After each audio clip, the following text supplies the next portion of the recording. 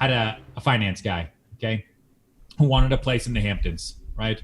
He said he wanted a place somewhere between 10 and 20 million, could be on the ocean, doesn't have to be on the ocean.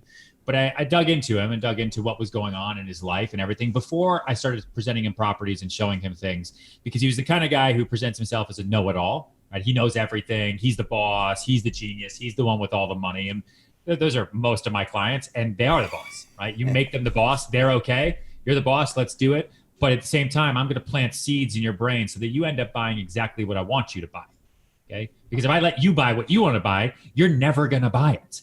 Or you're going to take 2 years. You're going to change your mind. Or then you're going to go to the fucking Bahamas. Or then, you know what I mean? Like, so many things are going to happen, and then you won't close, and that's not good for me. So I dug into it. I found that he was very, very big into like rankings, right? For his firm and his rankings and on the Barron's list and all that. I was like, okay, so this type of person is probably going to care about the type of house, because if he cares about rankings at work, he's going to care about a trophy house. Right? He's just not going to want, even though he tells me what he wants, he's not going to want something off the ocean. This is a guy who wants to be on the ocean. And then I saw that he recently went through a divorce. Okay. And it's important when you check with people who've gone through divorce, especially men. And you look and you check, do they have boys or do they have girls? And he had 3 girls. Okay. And there's a big difference there. If he has 3 boys, I'm not as concerned about the boys in the house because they're going to follow dad, whatever. They're just his boys. But with 3 girls, he needs to protect those girls, and he's going to want to give them everything that he can't give them now that he's not their full-time dad left and right, because for some reason he fucked it up with their mom. So I put a list of houses together where, right, and there was 8 of them, where the last house that I showed him, kind of the wow moment, was a house that was on the ocean, was a lot more expensive, but all 3 girls' bedrooms, and I didn't say this is why I was doing it, just showed him, all 3 girls' bedrooms were on the ocean and had ocean views. And it was the only house like that I could actually find. All the other houses didn't have it, right? And he could afford it. Guy has an insane amount of money. The asking price was $42.5 million.